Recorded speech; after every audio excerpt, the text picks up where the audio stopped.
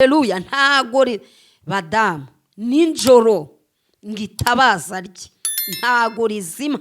Iyo amaze gukenyerana imbaraga itabaza rye ntago rizima. Buriya hari ibintu biza bigashaka kuzimya itabaza ryawe, kandi umenye ko itabaza ryawe n'uwo mugabo wawe muryamana. Wamuririmbye ngo ntukumva amabwire.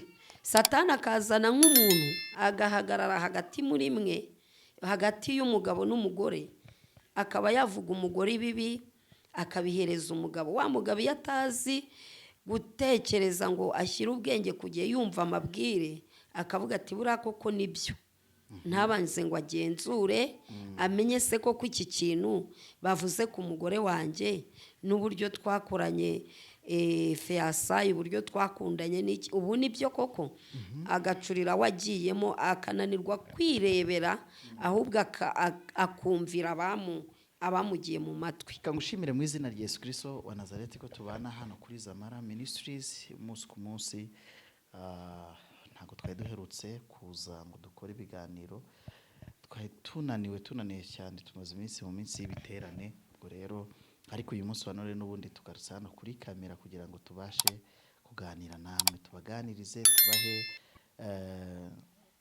umuti w'ibibazo bimwe na bimwe byo mu ngo. Ariko mbere yuko tubasha kugera ku kiganiro mu ntangiriro zacyo, uraho neza? Muraho. Amahoro y'Imana abane namwe Twese hamwe. Ni Evangeliste Hasangwe neza Silvani. Yego. Cyangwa se Mukabwana Yesu. Yego. Wari waratubwiye ngo nugaruka kuri kamera uzatubwira iri zina rya Mukabwana Yesu, ariko nabwo kandi ndizera ko vuba uraje uduhe ubuhamya, utubwire ko byari byifashe kugira ngo witwe Mukabwana Yesu. Hanyuma rero Iburasirazuba, Iburengerazuba, Amajyepfo n'Amajyaruguru, umujyi wa Kigali, intara gatandatu y'abadiaspora, Imana ibishimire cyane kandi bahe kuba mu gihugu cy'Uwiteka Imana yanyu, ibaha ibanezeze, ibasetse, n'ukuri ibagirire neza mu izina rya Yesu Kristo wa Nazareti. Reka dusenga n'Imana maze dutangire ikiganiro. Data, mu izina rya Yesu Kristo ndagushimye kandi ndaguhimbaje. Guhimbarije kunesha kwawe, guhimbarije kuri Data wa twese mwiza. Uri Imana yatanze umwana wayo Yesu Kristo kugira ngo aducungure ku musaraba, maze Data ajya mu mva ayivamo atsinze urupfu na Satani, azukana abera batembera mu murwa, bazamuka bavuga kunesha kwawe, ndetse Data biyereka mu murwa yuko intsinzi yabonetse. Kuko buri mwami wese Data wa twese niko agira abagaragu, akagira n'abaja. Nawe rero yazamukanye abera bo kujya kumukorera. Data, kurya munsi tuzaba natwe tuzamutse tugiye Data ugiye kutumurika, Yesu agiye kutumurika imbere yawe. Ujya munsi uzadufashe, Mwuka wawe wera Data wa twese azatuzure. Reka azatuzure. Tuzuye Data wa twese byapfuye mu bana b'abantu, mu bana b'Imana, mu izina rya Yesu Kristo. Dufashe ibigambire mu mitima y'abanyabyaha, tubigomoreye Kristo, tukubise impaka hasi, tukubise amanyanga n'amacabiranya hasi, turakubita hasi mu izina rya Yesu Kristo. Sohoka dayimoni, imyuka mibi yose mu izina rya Yesu Kristo wa Nazareti. Reka Data wa twese tugire neza, reka twambike imbaraga, icyubahiro cyawe kiganze, ubwiza bwawe bumurikire muri twebwe mu izina rya Yesu Kristo. Twirukanye imyuka mibi, mwami Yesu, mu izina rya Yesu Kristo wa Nazareti. Twirukanye imyuka y'abazimu, imyuka y'abarangi, mu izina rya Yesu Kristo wa Nazareti. Ahubwo dutumye umwuka w'Imana, imbaraga za Satani zikoresha ibitekerezo byacu, mu izina rya Yesu Kristo wa Nazareti. Wewe ubohora, wewe ugira neza, mu izina rifite imbaraga rya Yesu Kristo. Aka kanya Data turategeka, sohoka dayimoni mu izina rya Yesu Kristo. Turashwanyaguje mu izina rya Yesu Kristo. Urakoze Mesiya mwiza, turagushimye kandi turaguhimbaje. Reka tugire neza kandi twambike imbaraga, ni mu izina rya Yesu Kristo rifite imbaraga. Iki kiganiro Data ukiyobore kandi tugire neza mu izina rya Yesu Kristo w'i Nazareti. Amen. Uraho neza? Muraho. Twari tugukumbuye. urakoze cyane, natwe twari tubakumbuye. Eha. Abantu bo kuri Zamara baragukunze, bagenda bibaza n'ibibazo, ariko ndakubaza akabazo kamwe. Yego. Kamwe konyine gusa nabonye hano, bambwiye yuko ushobora kuba waritukuje, kuko nibyo Nanjye narabibonye babyandika, ariko ntabwo ari byo. bajya bavuga ngo umuntu witukuje ngo agira udukonjo ngo tw'umukara ngo ku nkokora n'ibindi n'ibindi n'ibindi. Ndabanza ngushimire, nsuze n'abantu badukurikiranye, hanyuma n'abanditse komenti ndabashimiye kandi ndabashuhuje, ariko umuntu wabyibashijeho niyigire hino, ndamutumiye kugira ngo tubiganireho, hanyuma byumve amenye n'impamvu mu minota mikeya. agira ngo njyewe buriya kugira ngo ubimenye neza, ndi umumama, navukiye mu ntara mu cyaro, navutse ndi umukobwa mu bana ba mama, ndi uwa gatanu. Unkurikira yaramugaye ariko ntago yapfuye, yagize n'amahirwe ajya kwiga. Rero njyewe ku myaka yanjye buriya natangiye icyo bita guhinga mfite imyaka 6. Natangiye guhinga mfite imyaka 6, nagiye gutangira mu wa mbere mfite imyaka 7, nta garidiyene. Ndabyibuka neza ko imyenda naguze yavuye mu mafaranga nari niharitse ibishyimbo. Urumva rero navuye ku myaka 6 mpinga, ndanakomeza. Njyewe buriya narahinze. Guhinga rero naje i Kigali mvuye mu cyaro, ndi umuhinzi. Noneho ngeze i Kigali, uburyo najemo i Kigali ntabwo ndabivuga no minota mikeya. N'ubuhamya buto nshaka kubwira uyu muntu. Namaze umwaka n'amezi 8 mu butayu, ntarara mu nzu. Buri ikintu gihindura ibirenge n'ibikonjo, imbeho. Buri imbeho ijya yica umuntu cyane gutya, niyo uhora mu mazi. Wabonye igikeri gihora mu mazi, wigeze ubona kiba inzobe? Buriya nacyo ugikwemo ukagisiga nuko bitemera, hari aho hajya haza turatuntu. Rero hari ukuntu wabasobanuriye, nari ikiganiro cyawe mperutse gukorekerana, ndavuga nti uyu muntu rwose abivuze nk'uwabibayemo. Nuko bimeze.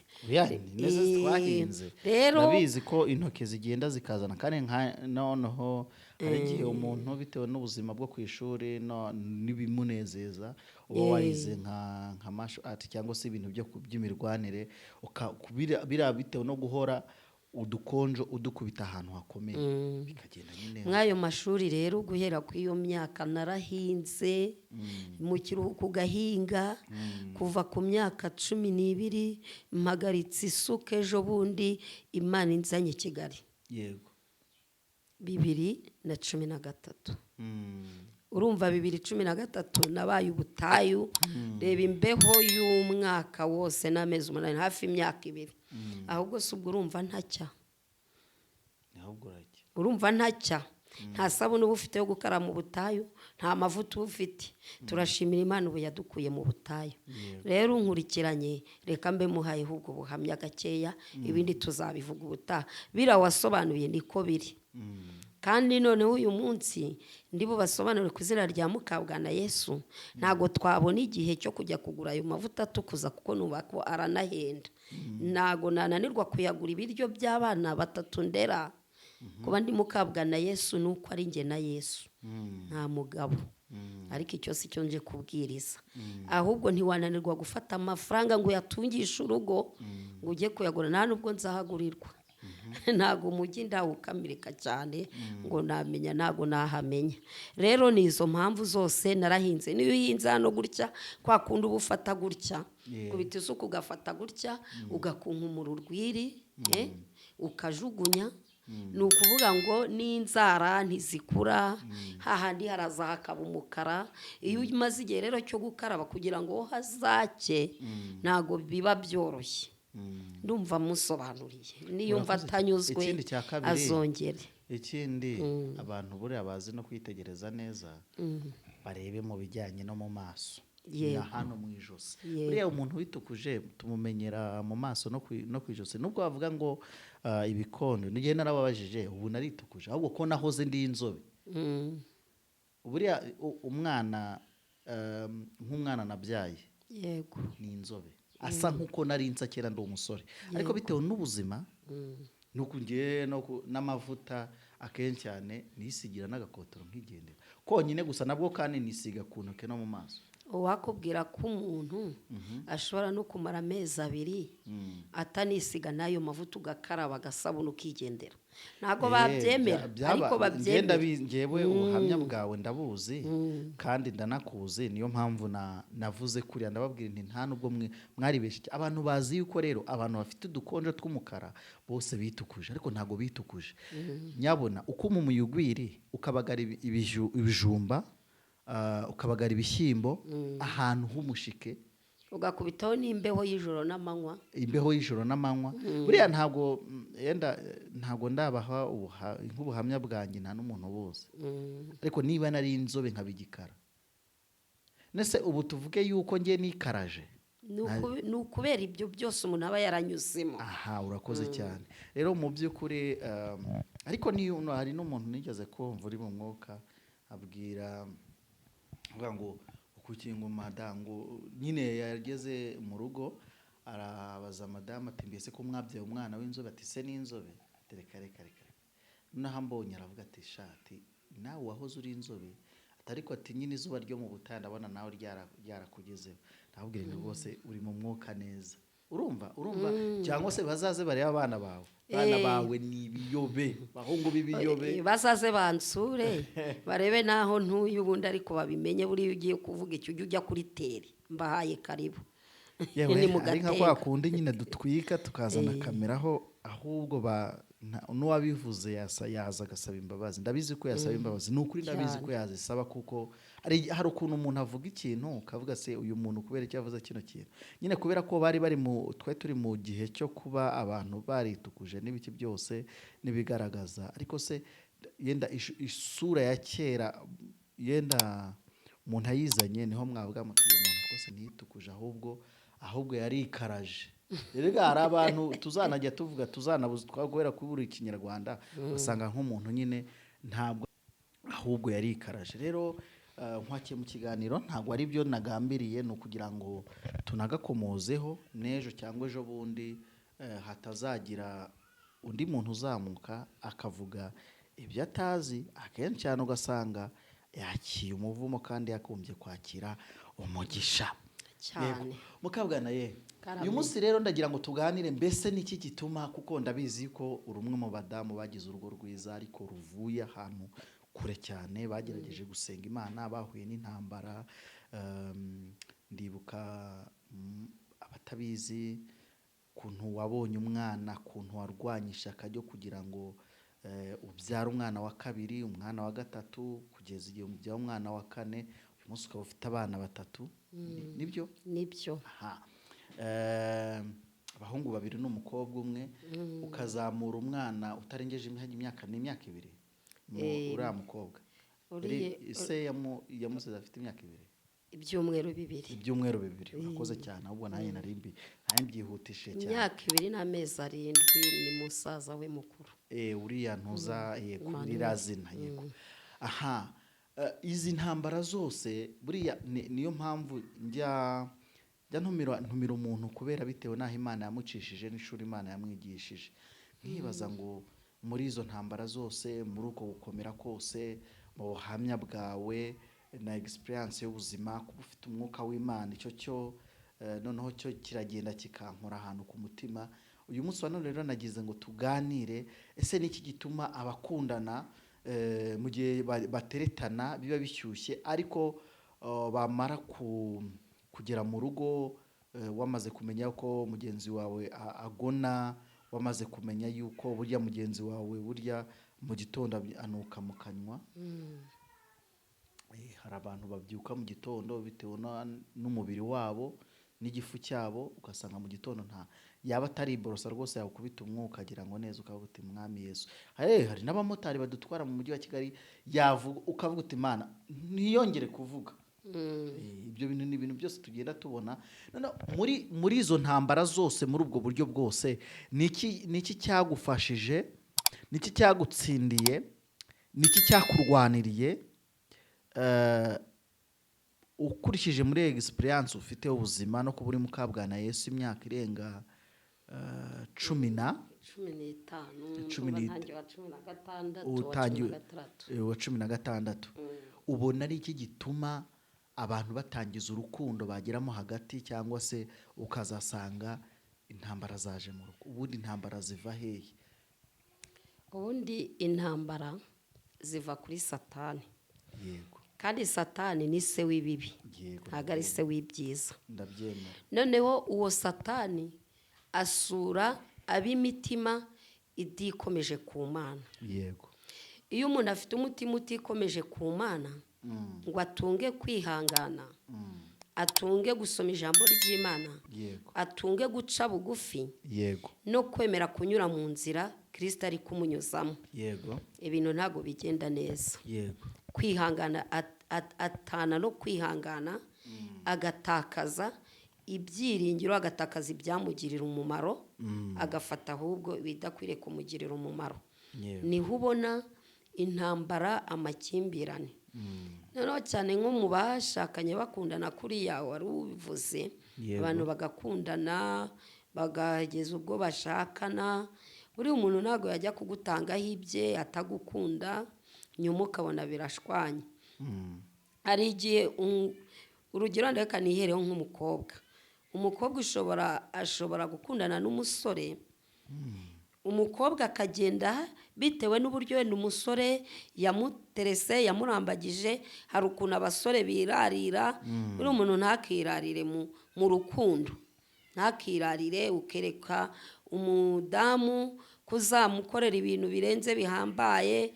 icyo gihe iyo umudamu wamwinjijemo ko hari izindi mbaraga ufite, yaza agasanga ntazihari, akabura bimwe wamwijeje.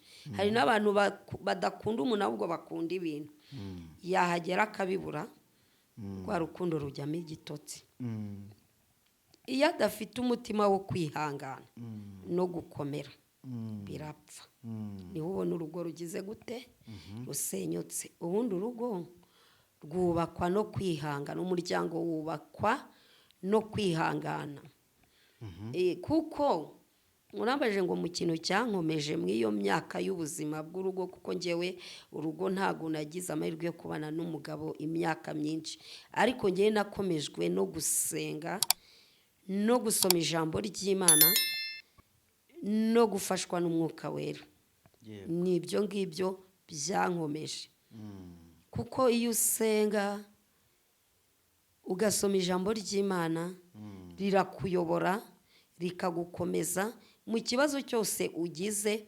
Bibiliya ibamo ibisubizo byinshi, nibyo binkomeza, nibyo byanyubatse, na n'uyu munsi nibyo nkigenderaho. Yego. hanyuma usibye Satani, kuko Satani turamurwanya tukamutsinda. Yego. tukamutsindisha, handitswe ngo tukamwirukana. icyo tutemerewe ni ukumuvuma, icyo twemerewe ni ukumutuka, kandi twemerewe kuvuma Satani no kumutuka. Yego. ijambo rivuga, kuko handitswe ngo ndetse na marayika ukomeye ntiyahangaye gutuka Satani, ahubwo aravuze ngo Imana iguhane. Imana niyo twebwe icyo dusinzwe ni ukumwirukana akava ku buzima bwacu, tukaba ikiremwamuntu nyine cyigenga. hanyuma ubona uruhare runini rukomoka hehe kugira ngo urugo ruzemo intonganya n'amakimbirane? uruhare runini rukomoka mu kudahuza. buriya iyo umuntu yumva amabwire, iyo urugo rugiye gusenyuka rugira hari ikintu rwuririraho, hari ikintu cyiza kikajya hagati y'umugabo n'umugore kugira ngo kigire gute, kibashwanishe nyine, urugo ruhirime. rero cyane cyane mbona bituruka, hari igihe biturutse ku mabwire, amabwire ya rubanda, umugani wa muririmbyi ngo ntukumva amabwire. amabwire Satani akazana nk'umuntu agahagarara hagati muri mwe, hagati y'umugabo n'umugore, akaba yavuga umugore ibibi akabihereza umugabo. wa mugabo iyo atazi gutekereza ngo ashyire ubwenge ku gihe, yumva amabwire akavuga ati buriya koko nibyo, ntabanze ngo agenzure amenye se koko iki kintu bavuze ku mugore wanjye n'uburyo twakoranye feyasayi, uburyo twakundanye n'iki, ubu nibyo koko, agacurira wagiyemo akananirwa kwirebera, ahubwo akumvira abamugiye mu matwi. Icyo kintu gisenya urugo. Rero njye nkabona ko amabwire ntabwo ajya aba meza, nayo amagambo aba kimwe mu bintu byatuma umuryango usenyuka. Nubwo wavuze ngo Satani, ibibi byose ngiye mbibona kuri Satani, niwe ubizana, urugo rugasenyuka, ugasanga umugabo wakundaga umugore ntari kumukunda, umugore nawe bakamubwira bati burya umugabo wawe afite undi mugore yacyuye runaka, ariko umugore ntatekereze ko wa musore ajya kumurambagiza, wa mugabo ajya kumurambagiza ngo bubakane urugo, abo bakobwa cyangwa se uwo mugore bamucira yari ahari. Ubundi byose biterwa n'ikintu kimwe, kudaca bugufi ngo umuntu asesengure arebe ibyo ari kugenda ahura nabyo muri icyo gihe agezemo. Nicyo ngewe mbona gisenya umuryango. Kandi mw'iyi minsi nubwo uvuze ngo Satani ntabwo twakwirengagiza, ntabwo twamushyira ku ruhande, kuko iyi si nyine yahawe Satani, kandi umurimo wa Satani ni ugusenya, ni ukurimbura, nta kintu cyiza azana. Satani ntiyishimira ko abantu babana neza, Satani ntiyishimira ko ingo z'abubatse zatera imbere. Mbese Satani ngewe ntabwo namuca ku ruhande ngo mvuge ngo ni ikindi, oya, kuko ikintu cyose kigira imva n'imvano, kigira aho kiva, kuko igiti nacyo kiba gifite imizi kitereweho. Igiti kigira imizi kitereweho, kigira imizi cyubakiweho. Niyo mpamvu ntabwo Satani ubundi niwe shingiro ry'ibibi, ntabwo twamushyira ku ruhande, niwe shingiro ry'ibibi byose. Urakoze cyane. Hano mu byanditswe mu Migani 14 umurongo wa mbere haranditswe ngo umugore w'umutima wese yubaka wese, umugore w'umutima wese. Ntabwo ari bajye basoma Bibiliya babyumve neza, ntabwo ari umugore w'umutima, oya, haranditswe ngo umugore w'umutima wese. Nuvuga ngo umugore wese, cyangwa se umugore ubishaka, umugore ufite umutima, umugore w'umutima wese. Wese ubu kuvuga ngo hari n'abatagira umutima, niko Bibiliya buriya ibi nabivuze neza. Umugore w'umutima wese yubaka urugo, uw'umupfapfa akarusenya, ariko uw'umupfapfa we ubwe ararusenya. Satani ari hano, ari muri wa mutima w'ubupfapfa, kuko ntabwo yajya kuba umupfapfa adafite igitumye aba umupfapfa. Yego, ni muri wa mutima w'ubupfapfa. Ubupfapfa rero ni ukuvuga ngo buva ku nshinga gupfapfana. Buriya atunze umutima w'ubupfapfa, akora iby'ubupfapfa, akora iby'ubupfu. Kuko muri 31 ho haravuga ngo umugore mwiza aruta marijani y'igiciro, ngo ninde wamubona, ngo umugabo wahora amwiringiye. None akavuga ngo anazinduka kare ngo uyu mugore ngo akajya gushaka ibitunga urugo rwe. Urumva? Ngo noneho ngo agenza neza abo mu rugo rwe, abaja, abashyitsi, kuko ni umugore mwiza. Ngo umugabo akamwitegereza, ngo abagore bose bagenza neza, ngo ariko wowe urabarusha. Muri 31 ndumva ari muri 31 mu Migani. Ariko Salomo yavuze, Salomo ngo yatunze abagore benshi, niyo mpamvu yavuze ku mugore.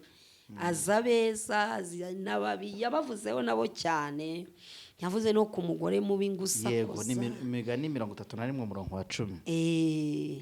Umugore w'imico myiza ninde wamubona? Arusha cyane rwose marijani igiciro cyane. Umutima w'umugabo we uhora umwiringira, kandi ntazabura kunguka. Ahora amugirira neza, ntabwo amugirira nabi. Igihe cyose akiriho ashaka ubwoya bw'intama n'imigwegwe. Yego, anezezwa no gukoresha amaboko ye. Wabyumvisha hari abagore b'abanebwe. Aha reka tubavuge ho bafite gato. intoki nziza. Reka tuvuge gato. Umugabo we tuvuze gutya. Bafite n'inzara ndende. Ako tanti reka nkubaza akabazo kamwe. Niki gituma abagore mutereka inzara kandi hari imirimo mukeneye gukora? Buriya rero ubona imirimo muri ntago ntereka inzara nakugira ubuntu ndagufite no kubera guhinga na kwa kunido nuduce ariko ntushimira Imana. Ngewe njya nibaza umugore yateretse inzara ahakenewe isuku ahasukura. Ntabwo mvuze ko abagore baza ngo babipunda mu ngo zacu z'abagabo. Oya, ndashaka kuvuga iyo umugore ateretse inzara, reka mbivuge nk'umushumba gutya, imyanya myibarukire ayikoresha isuku gute? Hari n'umupasiteri kazi wigeze kuvuga ngo apurizamo imipira, mupurizamo ngo imipira. None abadafite imipira bogamo gute? Bakora isuku gute? Ntago mbizi icyo kintu. Umushumba wanjye aherutse nacyo kukigisha ku cyumweru cyashize. Yibaza ku izo nzara. Utumye nanatekereza mperutse kukubona ahantu, dore ko nanjye uyu mujyi wa Kigali njya nkugenda kwa Pastor Yvode ariko ni pasiteri, umushumba na apotre ni bishop, bagiye bamuha amaranka. Imana yaramwishimiye muri make. N'abashumba bamugirira icyizere. Mperutse kukubonayo. Hajya itorero rya Yvode ryitwa cyangwa se itorero Yvode ayoboye? Urufatiro church. Okay. Nako nari nkamenye, ntabwo nari nzi ko utakiri buriya ubwo nguheruka, ko nari nguheruka, nari narakubonye muri ADPR mu Gatenga. Ariko noneho nkase gutya mu tuguni tw'inzu nsanga uri mu rufatiro, dore ko nanjye banagiye. Mwaragutse niko biri. Ariko buriya ADPR ni itorero ryanjye, sinarisebya, sinarivuga nabi. Ariko ntabwo waba uri muri bamwe babujijwe guhanura mukajya aho mushobora guhanurira? Oya, ntabwo yari iyo mpamvu. Buriya ntabwo wabura aho uhanurira. Ubusenje sinahanura. Ariko n'ubundi nyine ntabwo ADPR yemera ko cyane cyane imbuga nkoranyambaga zikoreshwa. Bakeneye yuko hari bimwe batemera. Ariko buriya umuhamagaro, iyo ubusanyije n'umuhamagaro uhura n'ingorane. Naricetse no kuba twari turi kuvuga ku muryango, kimwe n'uko iyo umuntu atwaye urubavu rutari urwe ahura n'ibibazo. Rero nanjye nari muri ADPR, nayigiyemo mvuye mu Katolika, kandi mu bantu bangaga kujarajara. Ntabwo ndi kujarajara kuko ndi mu ijambo ry'Imana. Nta nubwo mpamaze iminsi, ubu ndi mu rufatiro Kristo yabaye anjyanyemo ngo nkorereyo umurimo. Rero nta n'ikibazo gihari cyane, kuko umuririmbyi wa 21 yaravuze ngo buri muntu mu itorero abo wejejwe muri ryo. Yego. Ndi kwezwa mu rufatiro kandi no muri ADPR n'abasura. Umwuka agize icyo ambwira, kubemera kubyumva. Buri abatabyemera ntabwo bakwiriye kurwana nabo. Yego. Ariko ubu ngubu bizatangaza benshi, cyangwa se nta nubwo bitangaje cyane. Ariko ndi mu rufatiro wahambonye gutyo nyine. Yesu niwe yabaye anjyanye ngo nkore umurimo w'Imana. Yego. Kandi tubirimo neza. Amen. Twari turi kwivugira aho tugaruke nyine. Yabyigishije aravuga ati nk'umukobwa ngo wacometse, ntabwo turi kubarwanya, batubabarire. Umuntu akora ibinyuze umutima we. Buriya rimwe uzamushakisha umutumire aza tubwire ukuntu babigenza, wa mugani bigenda bite. Karagaciyemo, nta nubwo ari nacyo kiganiro nari ngamije kuba navuga ngo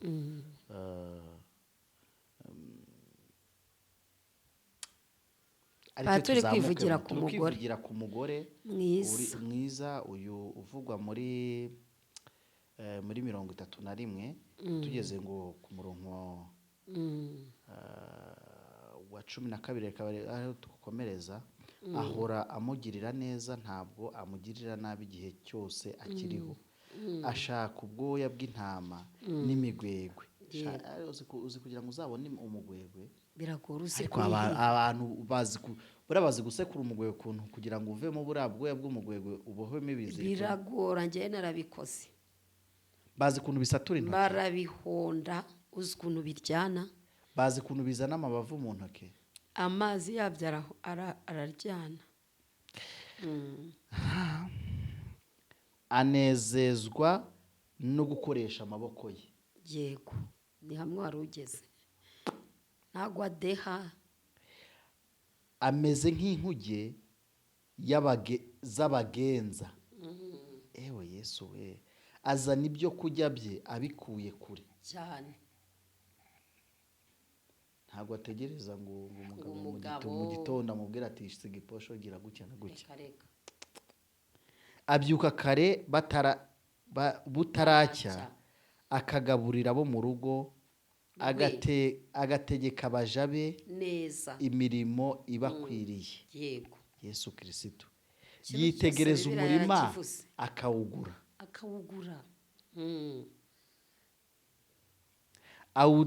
awutezamo urutoki. wabyumvishe? mu by'inyungu ivuye mu maboko ye. uyu mugore, hari abagore bahari ariko banatwumve neza. ntabwo kwitegereza umurimo ukawugura ntabwo ari ukuba ufite ibya mirenge, ahubwo ubuza umugabo wawe gutekereza utunyanya n'udutoryi, ukamuha gutekereza uwo murima. atanga ibitekerezo byiza. kabiri, uramusengera ukamwaturiraho umugisha ukwiye. ubundi ntabwo aba umunebwe. yego, ntabwo ahora ahanze amaso ku mugabo. nawe yishakamo ubwenge akavuga ati nanjye ndashoboye. yego, ukavuga ngo ahangaha abagore bashobora kumva bakumva ko ari abagore bafite abagabo. yego, natwe bamukabwa na Yesu, umugabo wacu Yesu. turamugandukira. yego, ntituba abanebwe. yego. sawuzi umbaza ngo icyamfashije ndera abana 3. umwe afite imyaka 2 n'amezi 7, yego, undi umwaka n'amezi 7, yego, undi ibyumweru 2. yego. iri jambo ryaramfashije. ndavuga ni nanjye nubwo ndi mukabwa na Yesu, ndagomba kugandukira Yesu wanjye. nta bunebwe. kuko umunyabute gaho. yego. iyo utari umunyembaraga uba uri umunebwe. uyu mugore urumva atari mwiza. yose umugore umeze gutya urumva yapfa gusenya urugo. ntabwo urugo yapfa kurusenya. umugore uzi kugenza abo mu rugo rw'abaja, uzi ko buriya n'umugore uhora yirukana abakozi ari icyaha, atari byiza. buriya umugore utunga umukozi ukabona arambanye nawe aba ari mwiza. kuko Bibiliya nayo yamuvuzeho ngo amenya kubayobora. nta kintu Bibiliya itavuga.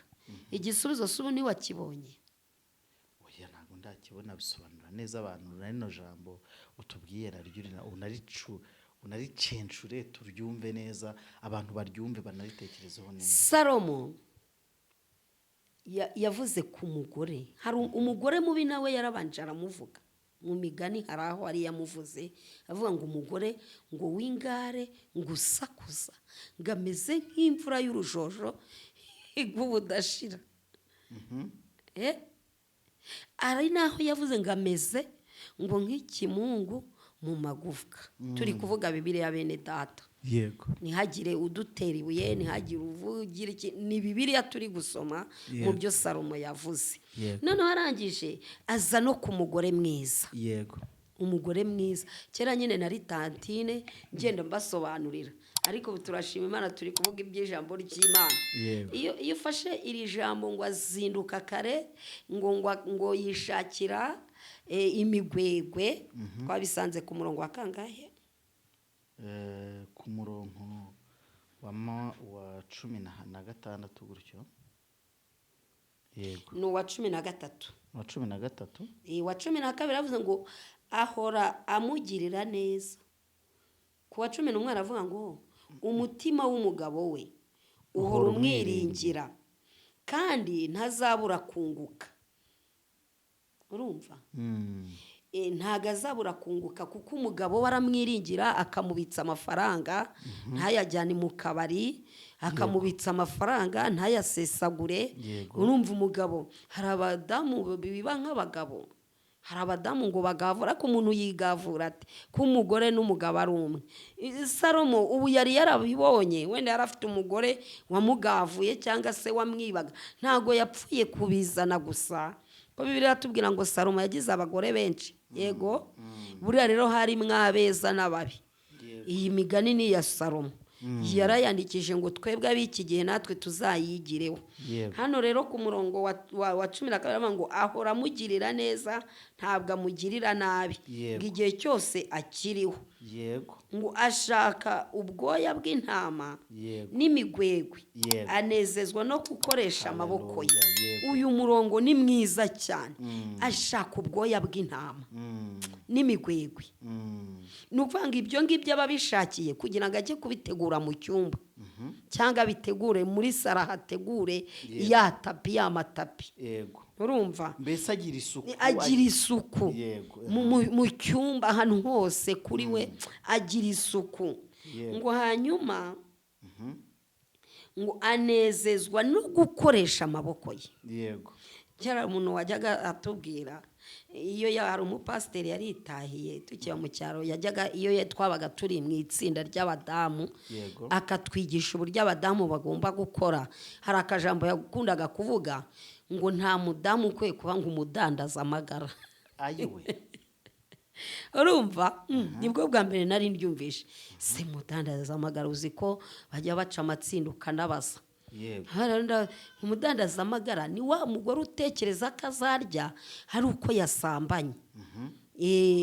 Oya, ntago ari byo, ahubwo agomba gukoresha amaboko ye. Nicyo Salomo yavuze. Ubu Salomo ashobora kuba yari afite umugore nyine urya ari uko arahageze, cyangwa se afite n'izo ngeso, ntago mbizi. Imana yacu yarakoze kuko yatwandikishirije Bibiliya ituyobora. Ngarangije aravuga ngo ngameze nk'inkuge z'abagenza, azana ibyo kurya bye abikura kure, ngabyuka kare butaracya, akazinduka butaracya, ntago aryamira, akangura abo mu rugo rwe. Imana ishimwe. Uyu mutegarugori abereye u Rwanda, uyu mubyeyi ni mwiza. Imana ishimwe. Aravuga ngo kandi akagaburira abo mu rugo, agategeka abaja be imirimo ibakwiriye. Yitegereza umurima akawugura, awutezamo urutoki mu by'inyungu ivuye mu maboko ye. Bya bindi yazindutse ajya kureba, bya bindi kwa kundi yazindutse ajya guhiga. Nose hari abadamu twiteza imbere, ugasanga umudamu afite inzu, ugasanga umudamu nta kibazo, kubera ko nta bute yagize. Imana nawe yamufashije, agira umugisha. Imana idufashe. Nuko ngo noneho ngo akenyerana imbaraga. Aha hantu badamu mureke dukenyerana imbaraga. Akenyerana imbaraga, agakomeza ng'amaboko ye. Hano rero mu gukenyerana imbaraga ni cya gihe ikigeragezo cyaje mu rugo. Ndi kubwira umudamu nkurikiye, kenyerana imbaraga, cyagiye urugo rwawe rugiye gusenyuka. Kenyerana imbaraga, umenye ikintu kigiye gusenya urugo rwawe. Uvuga uti mbese uyu muntu wanyinjiriye mu rugo ninde, wanzaniye amagambo mu rugo. Kenyerana imbaraga. Nubona umugabo wawe hari izindi ngeso zamwadutseho, ntago ari we, kenyerana imbaraga. Yatewe, yarwaye, afite wenda aho yandanuye, yahuye n'inshuti mbi. Mugore, kenyerana imbaraga. Kenyerana imbaraga, ukomeza amaboko yawe, ukomeza umutima, wihangane umugabo wawe. Ntago ikibazo kuvuga ngo reka ngende ntumugabo. Oya, wigira ubujiji, wigira Satani yikwiba umutungo wawe. Umugabo mu rugo rwawe, kenyerana imbaraga. Kenyerana imbaraga mubye. Wowe unkurikiye, waba uri mu Rwanda, waba uri no hanze, kenyerana imbaraga.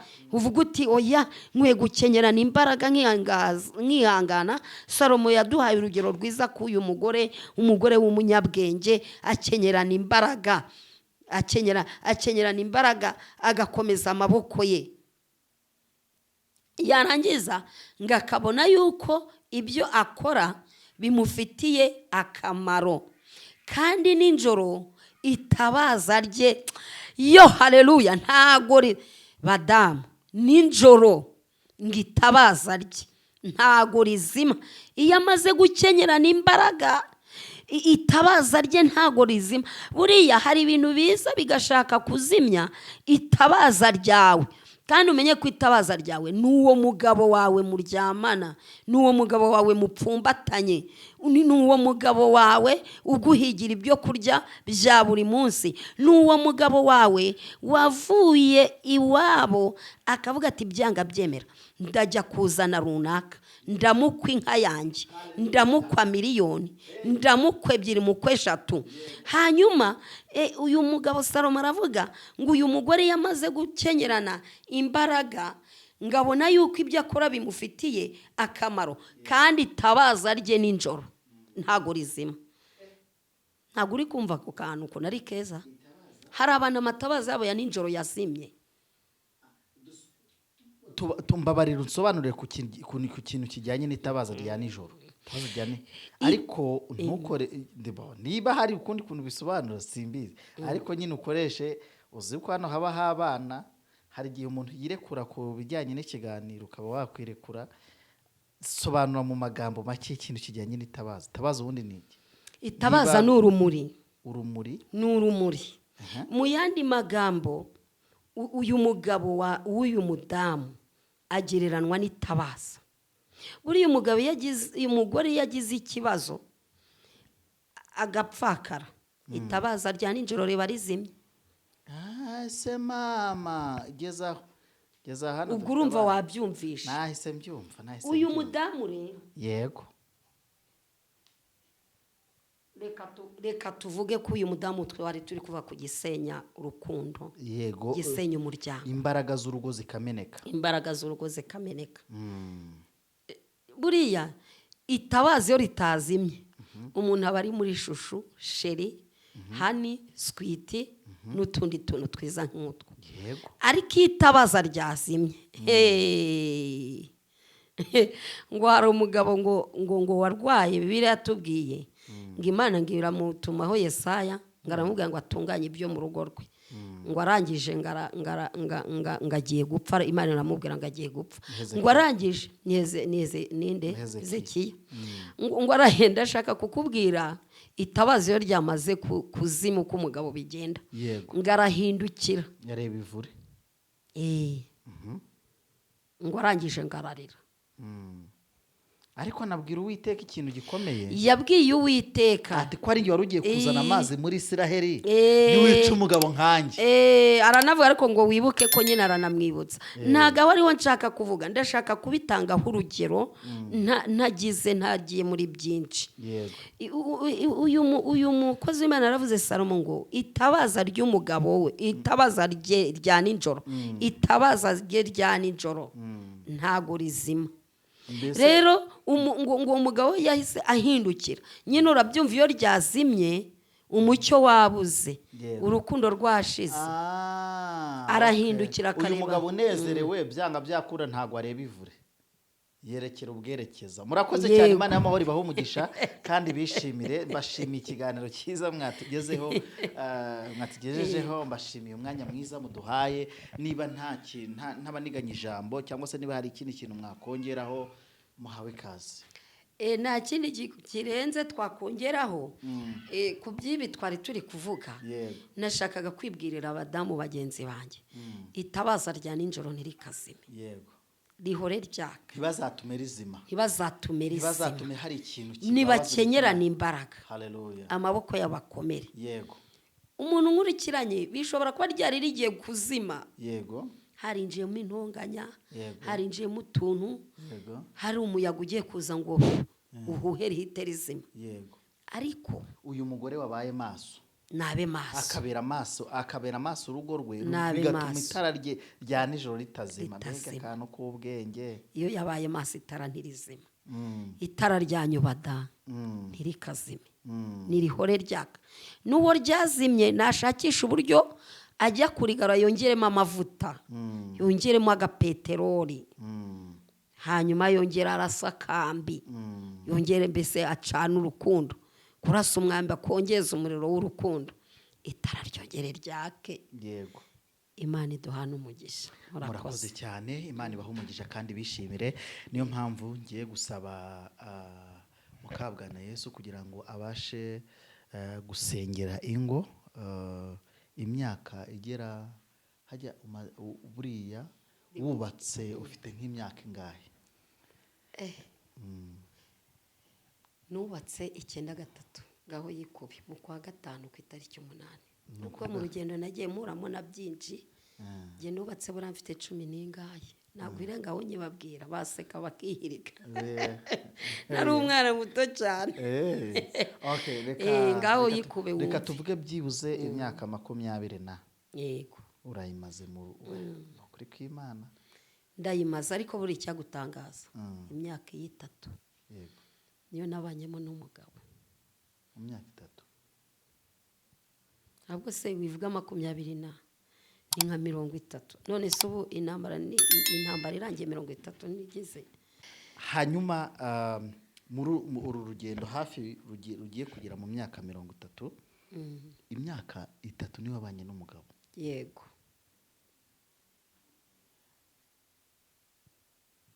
Ko ndi kumva ari hatari. Reka tuvuge ngo Imana ibishimire cyane. Gusa nzi yuko uri inzu y'ibitabo, nawe uri ishakiro ry'ubwenge. Imana ikwishimire cyane mu izina rya Yesu Kristo wa Nazareti. Reka mbwira abantu bari badukurikiye, mabwire ngo Imana ibahe umugisha. Mbwira abantu ngo mucunge ingo zanyu, muzibere amatara yaka kugira ngo hatagira ikizimya urugo rwanyu, cyangwa se mu kimwe itara ryanyu ritazazima. Rero ndabashimiye cyane, ndabakunda, mbifuriza ibyiza. Ni ukuri ndabasengera. Mpora mvuga ngo Mana, muryango mugari wa Zamara Ministries w'ibihumbi 5,222 uzi ko ariho tugeze. Yego. Imana ibishimire cyane. Tubashimira, Imana ibaha umugisha. Ni ukuri Imana ibaha umugisha. Ugiye gusengera ingo zigarurwe mu rukundo, ubundi dusoze ikiganiro. Ndabakunda cyane mu izina rya Yesu Kristo. Reka tubasengera Imana. Buri itari yo ryasimye umwijima urabudika. Yego. Kandi mu mwijima umuntu ntabasha gukora, ntabasha kugenda, ntabasha gutekereza. Birashoboka ko hari uwo umwijima watangiye kubudika mu rugo rwe, ariko reka tumubwire ngo niyongere agarure ibyiringiro.